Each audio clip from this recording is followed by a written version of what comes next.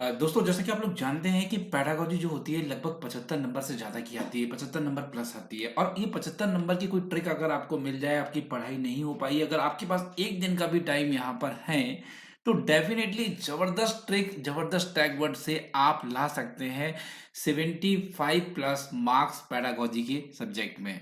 जैसा कि आप लोग देख पा रहे हैं कुछ नेगेटिव, कुछ पॉज़िटिव बहुत विश्लेषण करने के बाद, बहुत अध्ययन करने के पश्चात ये बनाए गए हैं। इसमें एक कंप्लीट प्रीवियस ईयर का एनालाइज हमने किया है जो 7-8 सालों से जो क्वेश्चन आ रहे थे उन सभी का हमने ध्यान रखा है। और यही नहीं, इसके बाद दोस्तों हम आपको ये प्रूव भी करके दिखाने वाले हैं एक क्वेश्चनों के माध्यम से। सारे क्वेश्चन के माध्यम से हम आपको ये प्रूव करके बताएंगे कि हमारे टैग वर्ड काम करते हैं या दोस्तों नहीं करते हैं।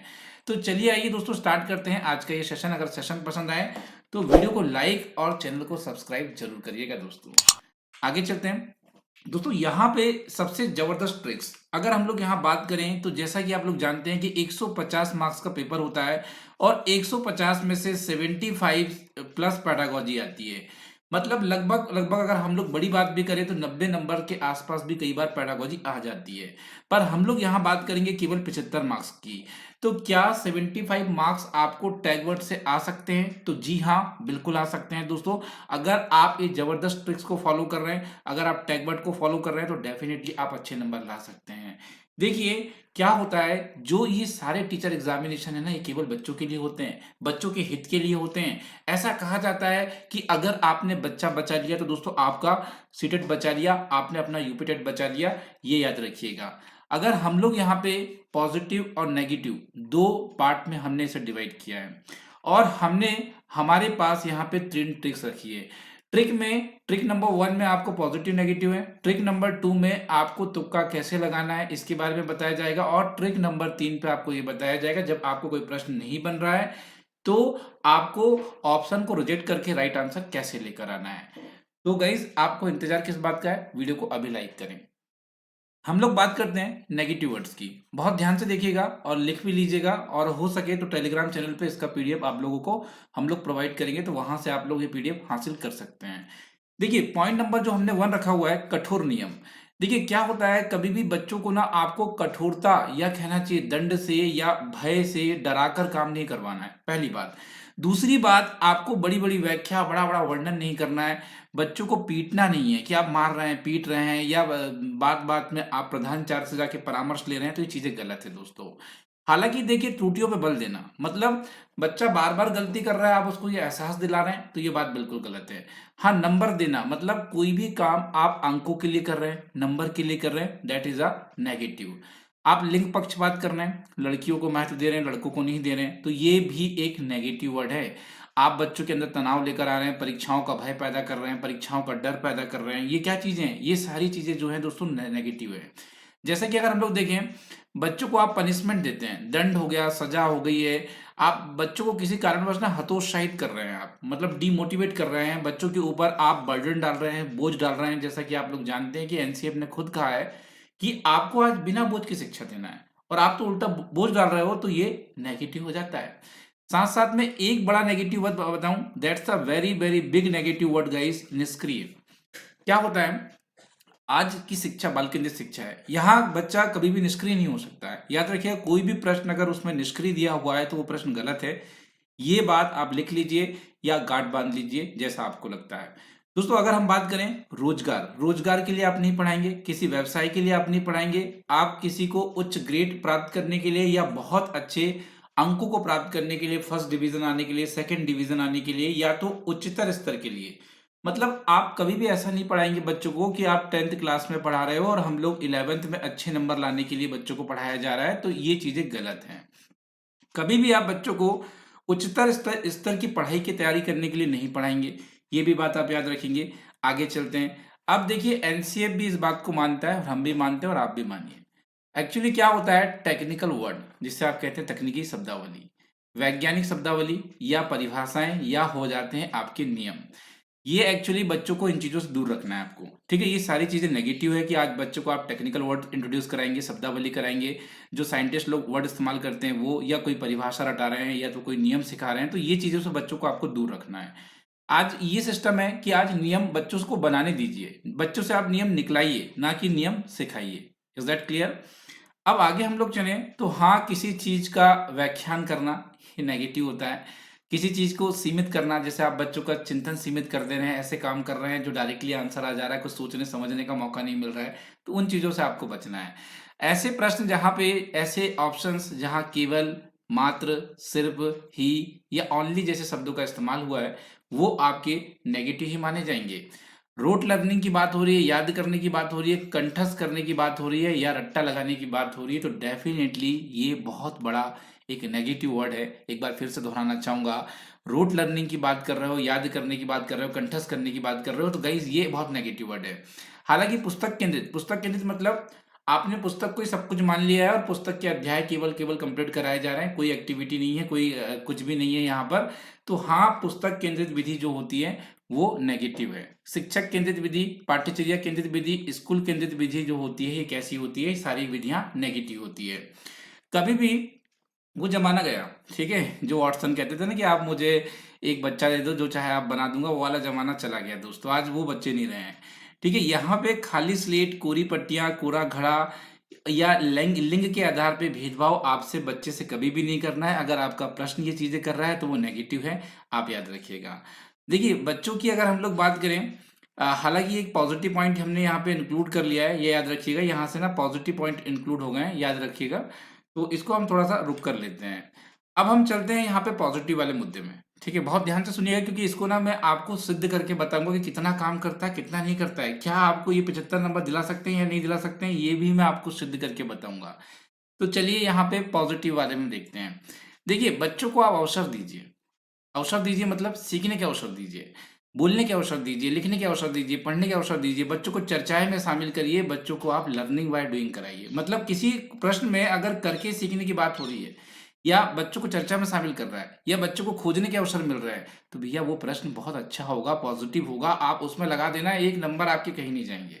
दूसरी बात, अगर जिस प्रश्न में बच्चा सामाजिक गतिविधि कर रहा है, जिस प्रश्न के विकल्प में बच्चा सक्रिय है, बच्चा एक्टिव है, बच्चा सोशल इंटरेक्शन में है, सामाजिक अंतःक्रिया में है, तो वो हमेशा राइट होता है। वो 99% जो होता है भैया राइट ही होगा, याद रखिएगा। ऐसा विकल्प जहां बच्चा खोज करता है, अन्वेषण है ना, खोज करके कुछ चीजें सीख रहा है, सर्च कर रहा है, रिसर्चिंग कर रहा है, तो वो ऑप्शन ऑलवेज सही होगा। याद रखिएगा ये भी चीजें। पोर्टफोलियो 99% सही होगा। समूह में सीख रहा है, बच्चे समूह में सीख रहे हैं, ग्रुप एक्टिविटी कर रहे हैं, बच्चे किस्से कहानियों के द्वारा सीख रहे हैं, बच्चा क्रिएटिविटी के माध्यम से सीख रहा है, बच्चा अर्थपूर्ण सीख रहा है, बच्चा भावपूर्ण तरीके से सीख रहा है, बच्चा कारणों का पता लगाकर सीख रहा है, बच्चे से बार बार प्रश्न पूछने के लिए प्रोत्साहित कर रहे हो आप। प्रश्न पूछने के लिए बच्चों को गतिविधियां से सिखा रहे हो आप। तो भैया ये जितने पॉइंट्स अगर आपको दिख रहे हैं आपके प्रश्न में, आपके ऑप्शंस में अगर मौजूद हैं, तो हाँ, 100% वो प्रश्न आपका सही ही निकलेगा, कभी गलत नहीं हो सकता। इस बात की आपको 100% गारंटी है। आगे चलते हैं। एक्चुअल देखेंगे तो आपको वास्तविक जीवन से जोड़ना, ठीक है, ध्यान दीजिएगा। दैनिक जीवन से जोड़ के पढ़ाना, ये दैट्स अमेजिंग यार। ये अगर विकल्प किसी में दिया है तो आप समझ जाइए कि एक नंबर आपको वहां मिलेगा ही मिलेगा। अगर कहीं पे बाल केंद्रित शिक्षा की बात की जा रही है, यहाँ हस्त अनुभव, जो हाथों से करने वाले अनुभव की बात होती है ना जिस प्रश्न में, वो प्रश्न हमेशा सही होता है। जहाँ सर्वगुण विकास की बात की गई है, जहाँ हस्तपरक अनुभव की बात की गई, जहाँ असाइनमेंट की बात की जा रही है, जहाँ बच्चों की जिज्ञासा आप जगा रहे हो। ऐसा मान लो कोई प्रश्न दिया है आपको जिसमें बच्चों की जिज्ञासा जाग रही है। मान लेते प्रश्न पूछने के दौरान जाग रही है, कहानी के द्वारा जाग रही है, जिसमें बच्चों को प्रोत्साहन मिल रहा है, जिसमें बच्चों को सम्मान मिल रहा है, जिसमें बच्चों को अनुभव, जिसमें बच्चों के ना अनुभव को शामिल किया जा रहा है, तो भैया वो विकल्प कभी गलत हो ही नहीं सकता। वो विकल्प कभी गलत हो ही नहीं सकता। याद रखिएगा, कक्षा का वातावरण लोकतांत्रिक या प्रजातांत्रिक है, ये आपके ऑप्शन में प्रश्न में सम्मिलित है, तो वो प्रश्न कभी गलत नहीं हो सकता। आपकी शिक्षा समावेशी शिक्षा है, आप दृश्य श्रव्य साधनों का इस्तेमाल कर रहे हैं, आप विभिन्न संदर्भों में भिन्न तरीके से पढ़ा रहे हैं, तो वो प्रश्न आपका कभी गलत नहीं हो सकता दोस्तों। तो यहाँ पे ये सारे पॉइंट्स जो आपने देखे, that's a positive point, that's a negative point guys, याद रखिएगा। अब हम लोग यहाँ पे इस पॉइंट को सिद्ध करें, इससे पहले एक ट्रिक्स आपको बता दूं, फिर मैं तीनों ट्रिक्स बताता हूँ। एक ट्रिक्स हो गई आपकी जो टैग वर्ड की थी। देखिए, कई बार क्या होता है, आपको ऐसे समय आएगा जब आपको कुछ भी समझ में नहीं आएगा, क्वेश्चन समझ नहीं आ रहा है, विकल्प भी समझ में नहीं आ रहे हैं, ABCD चारों विकल्प समझ में नहीं आ रहे हैं, क्वेश्चन भी समझ में नहीं आ रहा है, तो ऐसे में आप क्या करोगे? ऐसे में आपको क्या करना है, जब कुछ ना समझ में आए तो सबसे बड़ा आंसर जो होता है उसे आप टिक करके आए। चांसेस है लगभग 60% चांसेस है कि वो सही निकल कर आएगा। 60% चांसेस है कि वो सही ही निकल कर आएगा, कोई रोक नहीं सकता उसको सही होने से दोस्तों। अब देखिए, अब मैं आपको वेरीफाई करता हूं क्या मेरे टैगवर्ड काम कर रहे हैं या नहीं कर रहे हैं। यहां देखिए, निम्नलिखित में से कौन सी मुख्य प्रक्रिया नहीं है जिसके द्वारा सार्थक अधिगम घटित होता है। रुकिएगा, लास्ट में मैं आपको ट्रिक नंबर 3 बताकर जाऊंगा। याद रखिएगा, ट्रिक नंबर 3 लास्ट में आएगा। अब देखिए, सार्थक अधिगम घटित नहीं होता है। अब नहीं कहा इनने तो देखिए हमारी ट्रिक काम करती है। मेरा ट्रिक में क्या था कि आप चीजों को रट्टा नहीं लगाएंगे, आप चीजों को कंठस्थ नहीं कराएंगे, तो बस यही तो ट्रिक थी। ये देखिए यहाँ पे पॉजिटिव वर्ड भी है। मान लेते हैं, ये देखिए अन्वेषण करना, परस्परिक क्रिया, ये पॉजिटिव वर्ड थे, जबकि हमें नहीं लिखा था तो हमने नेगेटिव बस चुना, मात्र कंठस्थीकरण करना, और हमारा आंसर निकल कर आ गया। देखिए दूसरे में देखते हैं भैया, बच्चों को प्रश्न करना। अब देखिए बच्चों को प्रश्न करना, मान लेते हैं इसका आंसर आपको पता नहीं है। हालांकि मेरा टैगवर्ड इसमें 100% काम कर रहा है। जैसा कि मैंने आपको बताया कि बच्चों को प्रश्न पूछने के मौके देने चाहिए जब बच्चों की जिज्ञासा जागती है, ऐसा हमारे टैगवर्ड में लिखा है। तो आप ये बताइए कि प्रश्न पूछने के लिए आप जब प्रेरित करेंगे ना बच्चों को, तब आप यहाँ बच्चों की जिज्ञासा को जगाएंगे। ये चीजें आप याद रखिएगा। That's a very positive point guys, है ना। तो देखिए काम कर रहे हैं कि नहीं, आप बताइए। अब देखिए इस वाले प्रश्न में मान लेते हैं यार मुझे क्वेश्चन समझ में नहीं आ रहा, मान लेते हैं मुझे आंसर भी समझ में नहीं आ रहा है, तो आप ये बताइए कि भैया इसमें पॉजिटिव और नेगेटिव काम कर रहे हैं। देखिए यहाँ क्वेश्चन पॉजिटिव है तो टैग वर्ड भी पॉजिटिव लगेगा, याद रखिएगा।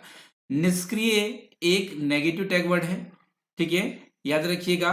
जानकारी, किसी जानकारी की प्रक्रियाओं का अगर हम बात कर रहे हैं तो ये भी एक नेगेटिव ही है। हम डायरेक्टली पॉजिटिव में चलते हैं, जैसा कि मैंने आपको बताया सक्रिय और सामाजिक, ये हमारे पॉजिटिव टैग वर्ड थे। ये टैग वर्ड का हिस्सा था, सक्रिय होना, सोशल तरीके से सीखना। तो भैया यही तो टैग वर्ड काम करते हैं, बहुत बेमिसाल तरीके से काम करते हैं ये। जैसे देखिए इसमें भी टैग वर्ड काम करेंगे। इसका टैग वर्ड क्या है, क्वेश्चन पॉजिटिव है तो आपको पॉजिटिव टैग वर्ड लेने हैं। मतलब बच्चा यहाँ फिर से एक्टिव होना चाहिए, यहाँ बच्चा सक्रिय होना चाहिए, एक खोजकर्ता के रूप में होना चाहिए। देखिए ये टैग वर्ड निकला और चुटकियों में आंसर आपके सामने है। ये देखिए जैसा कि मैंने बताया कि नेगेटिव टैग वर्ड्स भी आप देख सकते हैं, पर क्वेश्चन नेगेटिव है ना, तब नेगेटिव देखें। ये देखिए जैसे ये क्वेश्चन आपका नेगेटिव है, मान लेते हैं ये प्रश्न आपका नेगेटिव है। अब आप नेगेटिव टैग वर्ड देखोगे तो नेगेटिव टैग वर्ड क्या था हमारा, कंठस्थ करना। तो भैया बस आंसर निकलते चले जा रहे हैं अपने आप ही, आप देखिए। अब इस वाले में देखते हैं, निम्नलिखित समुच्चयों में से कौन सा गणित के प्रश्न को हल करने में कौन सा कौशल शामिल है। देखिए ये क्वेश्चन है भैया आपका पॉजिटिव, कैसा है, पॉजिटिव है क्वेश्चन, तो हाँ पॉजिटिव टैग वर्ड इसमें लगेगा, बात समझिएगा। अब देखते हैं कैसे। देखिए रट लेना, that is a negative tag word. कंठस्थ करना, नेगेटिव टैग वर्ड। कंठस्थ करना, नेगेटिव टैग वर्ड। अब हमारे पास बचा अपने आप एक आंसर जो आपने निकाल लिया, बहुत कमाल कर दिया गाइस आपने। अब देखिए कई बार ऐसा होगा जब आपको सही आंसर नहीं पता होगा, तब आप क्या करोगे, तब आप ना एक क्वेश्चन पढ़ोगे और पहले ने जैसे मैंने किया ना, देखो 3 आंसर रॉन्ग वाले आप निकालने की कोशिश करोगे, जैसे कि मैं कर रहा हूं। यहाँ पे देखिए रट लेना, ये मैंने निकाल दिया, ये मैंने निकाल दिया, ये मैंने निकाल दिया, ऑटोमेटिकली हम एक राइट आंसर पे पहुंचेंगे, एक सही जवाब में पहुंचेंगे। तो यही तो एक तरीका है, यही ट्रिक थी आपकी, लास्ट ट्रिक नंबर 3 दोस्तों। अब इस वाले में देखते हैं, एक अंतिम प्रयास करके देखते हैं। प्राथमिक स्तर में बच्चों की भाषा विकास सर्वाधिक रूप से निर्भर करती है। अब देखिए क्वेश्चन तो भैया पॉजिटिव है, क्वेश्चन पॉजिटिव है, पर देखिए यहाँ हमारा पॉजिटिव टेकवर्ड काम नहीं कर रहा है, पर नेगेटिव टेकवर्ड काम करेंगे। देखिए कैसे, आपको मैंने बताया कि कठोरता का पालन कराना, that is a negative Techword. पाठ्य पुस्तक पर केंद्रित होना, नेगेटिव टेकवर्ड। व्याकरण नियमों की जानकारी देना, ये भी आपका नेगेटिव टेकवर्ड है। पॉजिटिव में आ गए आप ऑटोमेटिकली। इस तरीके से आप सॉल्व करेंगे। अगर आपकी पढ़ाई भी कम हुई है ना भैया, तो आप अच्छा ही करके आओगे, आप अच्छा ही करके आओगे। अब देखिए फिर से एक और बार आपका एक क्वेश्चन और है, छात्र केंद्रित शिक्षा शास्त्र की क्या विशेषता है। तो मान लेते हैं जो छात्र केंद्रित शिक्षा शास्त्र है, इसकी क्या विशेषता है भैया। देखिए क्या होता है, इसमें बच्चा सक्रिय होता है, इसमें आपको अनुभव को इंपॉर्टेंट देना है। देखिए यहाँ पे अगर सारे टैगवर्ड अगर आप देखते हैं तो यंत्रवत याद करना टैगवर्ड नेगेटिव है, नामांकित करना, पाठ्य पुस्तक नेगेटिव। अब हमारा पॉजिटिव टैगवर्ड क्या था यहाँ पे, अनुभव। तो बस आपका आंसर निकल गया। आ रहा है दोस्तों मजा। मज़ा आएगा ही आएगा, आपको बता दूँ यहाँ पे गाइस, क्योंकि ये सेशन ही ऐसा है। तो दोस्तों आज के लिए इतना ही। अगर वीडियो पसंद आया हो तो वीडियो को लाइक करें, अपने दोस्तों के साथ शेयर करें और आप लोगों से कहूँगा कि इस तरह की वीडियो अगर देखना है, हर सब्जेक्ट के टैग वर्ड देखना है तो कमेंट बॉक्स में लिख कर जाना। मैं हर सब्जेक्ट के पर्टिकुलर अलग वीडियो बनाकर आपको टैग वर्ड दिखाऊँगा। तो बहुत-बहुत धन्यवाद आप तमाम लोगों का जुड़ने के लिए। Thank you so much everyone to watching this video and मिलता हूँ आपसे शाम 6 बजे लाइव क्लास में।